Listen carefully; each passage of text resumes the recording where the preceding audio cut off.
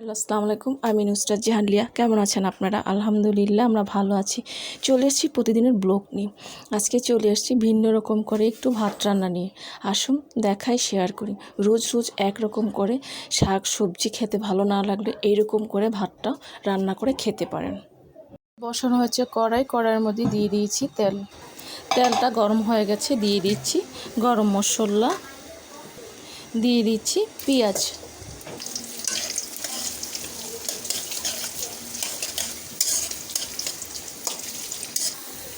দিয়ে দিচ্ছি লবণ, হলুদের গুঁড়ি, শুকনো মরিচের গুঁড়ি, ধনিয়া গুঁড়ি, আদা বাটা, রসুন বাটা, জিরে বাটা।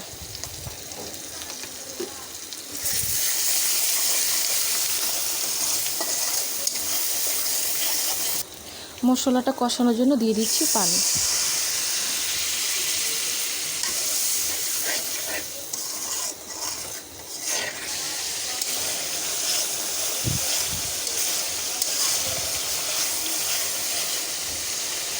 মশলাটা কষে আসছে, দিয়ে দিয়েছি মুরগির কলিজা আর ঘিলা।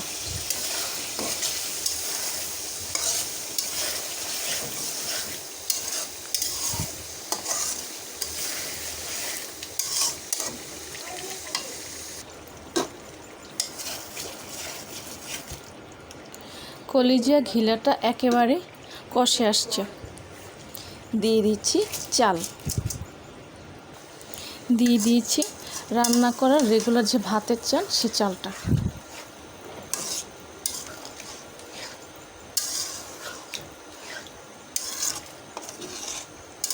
দিয়ে দিচ্ছি পানি।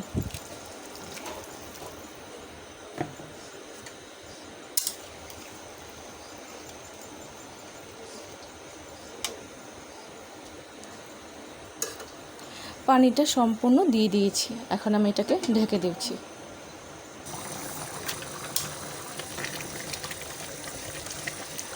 সম্পূর্ণটা বলক চলে আসছে, এখন আমি এর মধ্যে দিয়ে দিচ্ছি মটরশুঁটি। এখন আমি এটাকে একদম ডিম করে দেব। অল্প আছে, আমি এখন এটাকে আঁচটা একেবারে কমিয়ে দিয়েছি।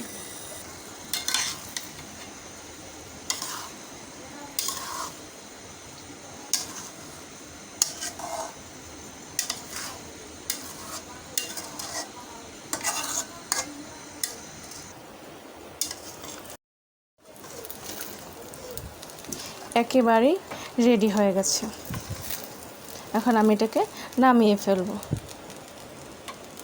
রেডি হয়ে গেছে ঘরের ভাতের চাল দিয়ে কলিজা ঘিলা দিয়ে। রোজ রোজ কিন্তু ভাত খেতে সত্যি ভালো লাগে না।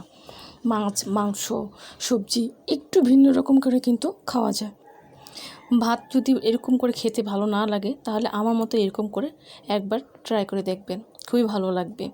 ভালো লাগলে কমেন্টস করে জানাবেন, সাবস্ক্রাইব করে দেবেন, আমার পাশে থাকবেন আর আমাকে অনেক অনেক সাপোর্ট করবেন। আজ এই পর্যন্তই। সব ভালো থাকেন, সুস্থ থাকেন, আবার আসবো। আল্লাহ হাফেজ।